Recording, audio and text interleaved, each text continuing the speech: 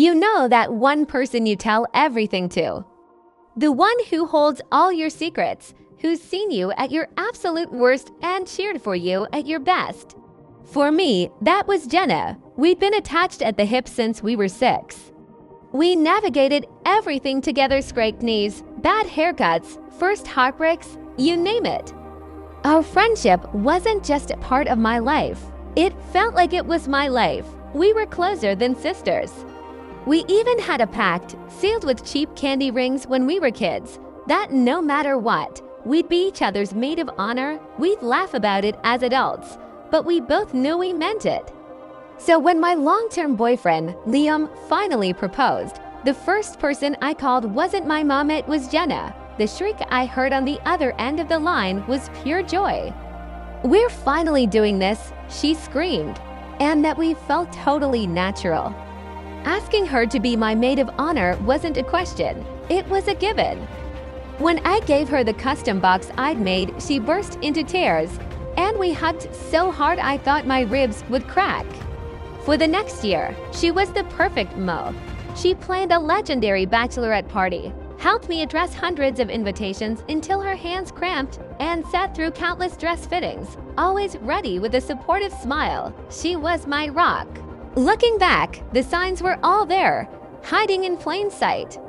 A look between her and Liam that lasted just a second too long, which I brushed off as friendship. Their banter that felt a little too familiar. But I was so blinded by love and 15 years of trust that I only saw what I wanted to see, my two favorite people in the world getting along. I thought I was the luckiest woman alive. My wedding day started out perfect, seriously, like a fairy tale. The sun was shining, the venue was gorgeous, and I was about to marry the man of my dreams with my soulmate standing right next to me. It was everything I had ever pictured. Then came the speeches. Glasses were clinking, and the ballroom was filled with laughter. My dad gave a tearful, sweet speech. Liam's best man told some funny stories from college, and then it was Jenna's turn. She stepped up to the mic, looking stunning in the blush pink dress we'd picked out. She started off with the usual stuff, talking about our friendship and sharing a few cute childhood stories. The room was totally captivated, and then her tone shifted. Jenna cleared her throat, and her eyes scanned the room before they landed on Liam with this weird intensity. Seeing these two together, she started, her voice shaky with some emotion I couldn't quite identify. It just proves that love is complicated, it's messy, and sometimes it finds you when you least expect it. A few guests nodded, probably just thinking she was nervous. I smiled at her, trying to give her a little boost of confidence. But she wasn't looking at me anymore. Her eyes were locked on my new husband.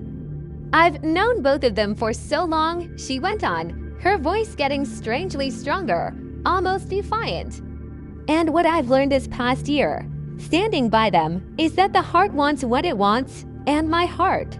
She paused, took a shaky breath, and a single, perfectly dramatic tear rolled down her cheek. The room went dead silent. You could have heard a pin drop. A cold dread started creeping up my spine. This wasn't the funny, sweet speech we'd planned. This was something else. "My heart," she said again, her voice suddenly crystal clear, "has fallen completely and irrevocably in love with the groom."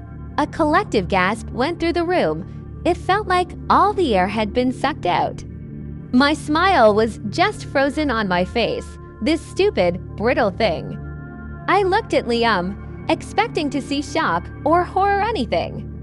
Instead, I saw guilt. He wouldn't even look at me. He just stared at his plate, his knuckles white around his fork. And in that one sickening moment, I knew it was true. But Jenna wasn't done. This wasn't just a confession. It was a full-blown performance, Liam and I. "We didn't mean for this to happen," she said, now playing to the stunned crowd. It was a connection we just couldn't deny, an affair of the heart, and, well, more than that, her words just hung there in the air, thick and poisonous. Someone's grandma literally gasped out loud. My mom's face was just pure shock and fury. I could feel hundreds of pairs of eyes on me, pitying me. My perfect day, my entire life, had just blown up in the most public, humiliating way possible. I felt like I was floating outside my own body, watching a movie of someone else's train wreck. The woman I called my sister and the man I just married had not only betrayed me, but then set off the bomb at my wedding reception, turning my joy into their personal stage. The sound that finally came out of my mouth wasn't a scream or a sob. It was a hollow, broken laugh. It was the only sound in the room, and then just silence. The next few minutes were a blur of chaos. My two furious uncles quickly escorted Jenna away from the microphone. I remember seeing my dad, his face beet red with rage, pointing at Liam and telling him to get out. The party was over. The music stopped, and guests started whispering and leaving. Not knowing where to look, I just ran. I ran to the bridal suite, my beautiful dress feeling like it weighed 1,000 pounds, and locked the door. The confrontation that came later was just pathetic. Liam finally got into the room and tried to explain, stumbling over cliches like it just happened and I didn't want to hurt you. The most insulting one. I still love you. Jenna, who my mom had trapped in the hallway, was even worse. When I finally faced her, her face was streaked with crocodile tears. She actually had the nerve to say I couldn't live a lie anymore. Don't you see, this is harder for me. Harder for her. She just destroyed my marriage and a 15-year friendship, and somehow she was the victim. The gaslighting was so insane it was almost impressive. The days that followed were a nightmare. My phone blew up with texts and calls, some from supportive friends, but others from Jenna's circle telling me I was overreacting and that I should find it in my heart to forgive them. Forgive them, as if this was some tiny mistake, not a complete demolition of my trust and my life. I had the marriage annulled immediately. It was a cold, quiet process that felt like the final confirmation that the life I thought I had was gone. I spent the first month in a fog. I cried until I was dehydrated. I lived on ice cream and takeout. I binge-watched the saddest movies I could find, letting the on-screen heartbreak match my own. But then one night, as I was numbly scrolling through old photos, me and Jenna laughing, me and Liam on vacation, the sadness started to change. It curdled into something else, something hot, sharp, and crystal clear, rage. They thought they had broken me. They expected me to just crawl away and quietly heal, eventually becoming a sad little story they could tell people. The crazy ex-wife and the jealous old friend, they had seriously underestimated me. Just living well wasn't going to be enough. I decided I wanted to live well and get even. That night, alone in what should have been my marital home, I made a vow I wasn't just going to move on. I was going to orchestrate a revenge so perfect and so personal that they would regret it for the rest of their lives. This wasn't going to be messy. It was going to be a masterpiece. The first step was to disappear. I knew they'd be watching, waiting to see me fall apart. Jenna, especially, would be checking my social media, getting off on any sign of my misery. So I gave them nothing. I went completely dark. I deactivated Instagram, Facebook, everything to the world. I had vanished.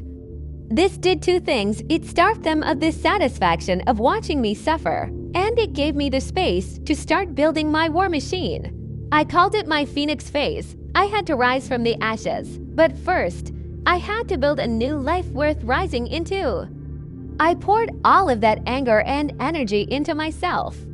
I started working like crazy, taking on the toughest projects that everyone else dodged.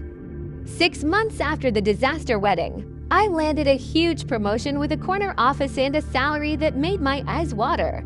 I also found a new kind of therapy, boxing.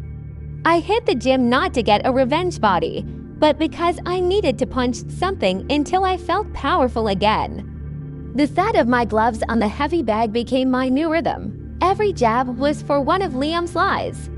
Every cross was for Jenna's smug, tear-stained face. I got strong, physically and mentally. The fog of being a victim finally started to clear, and in its place was sharp, focused confidence. I reconnected with old friends Jenna had pushed to the side. I built a real support system. I took the money from the returned wedding gifts and went to Italy for a month. I ate pasta, drank wine, and learned how to be happy by myself again. And I really liked it. All the while, I kept my ear to the ground. Friends who were on my side became my unintentional spies. They told me Liam and Jenna had moved in together almost right away. They were disgustingly public about their great love, posting cringy couple photos with captions about finding their unexpected soulmate. They were building their life on the wreckage of mine and thought they'd gotten away with it. They had no idea I was watching, waiting, and getting stronger every single day. The phoenix was about to fly, and she was bringing hell with her. After almost a year of silent work, it was showtime. My revenge was a 3-act play, with each act designed to dismantle their world, piece by piece. Jenna was always obsessed with her social status. Being the popular girl everyone loved was her entire identity, so that's what I targeted first. I threw a huge rebirth party and invited everyone from our old life's mutual friends, colleagues, everyone. The theme on the cryptic invitation was truth. Of course, Jenna and Liam were not invited. That night, with my apartment packed, I gathered everyone. I didn't cry or yell.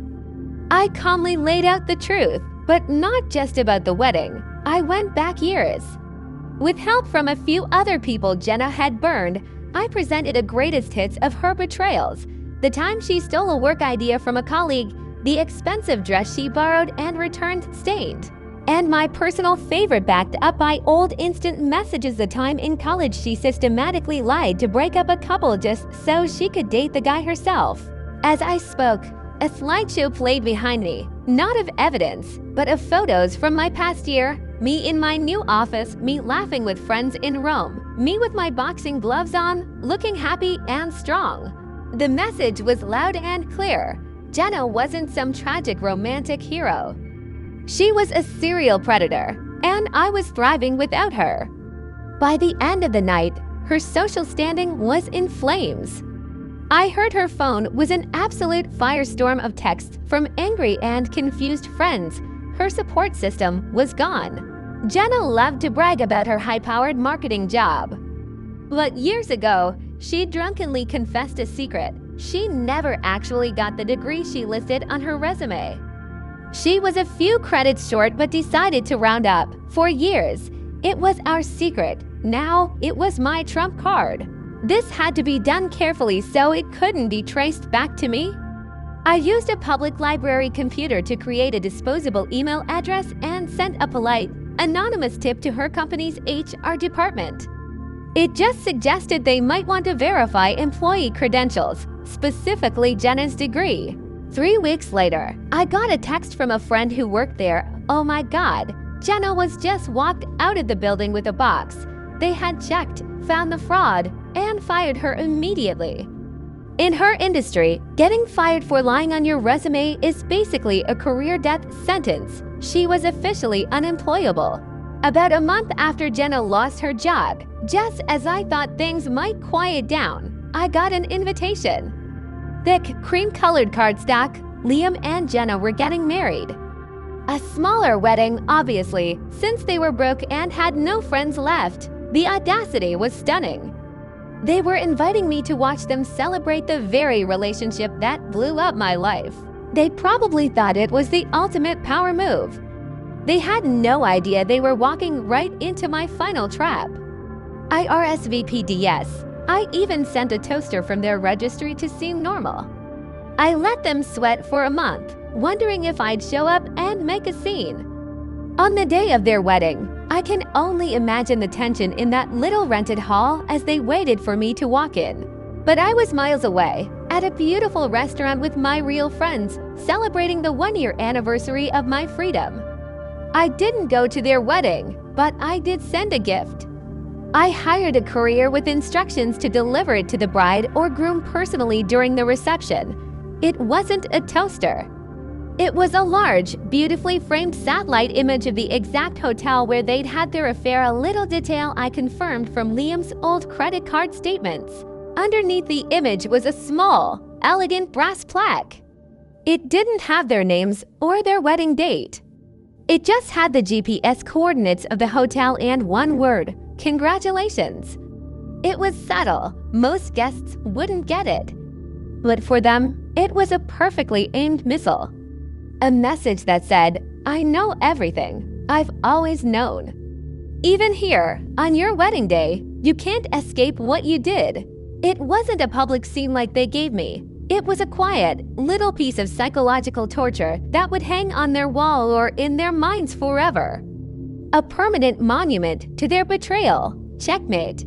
And that's the story of how I went from a heartbroken bride to the architect of my own justice. It was a long road, but it was worth it. Have you ever been betrayed so badly by someone you trusted?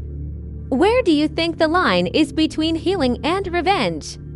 Let me know in the comments. I read them all. And if you've had to rebuild your life from the ground up, I want to hear that story too. Don't forget to like this video if you believe in a good comeback story, and subscribe for more tales of resilience and, let's be honest, satisfying karma. After my little gift, their whole world crumbled. The pressure of Jenna being unemployed, their social isolation, and that constant reminder of how they started was too much for their great love story to survive without her job and status. Jenna wasn't the prize Liam thought he'd won. And without the thrill of a secret affair, Liam was just ... a guy who had ruined his life. I heard they split up less than 6 months after their sad little wedding. Jenna had to move back in with her parents, and Liam is still trying to mend things with his family. As for me, I never saw either of them again. I didn't need to. My revenge wasn't about watching them suffer. It was about taking back the power they stole from me. It was about proving to myself that I wasn't their victim. I was the hero of my own story. Today, my life is happier than I ever could have imagined. I'm still killing it at work. I have friends who are fiercely loyal, and I've learned that the best relationship you'll ever have is the one you have with yourself. Was it petty? Maybe. Was it elaborate? Absolutely. But was it satisfying? More than you could ever know. They tried to bury me, but they didn't know I was a seed. And from the ashes of that disaster, I grew into something stronger and more beautiful than I was before. The best revenge isn't just living well, it's building a life so damn good that the people who hurt you become a distant, insignificant memory. And that is a victory no one can ever take away from you.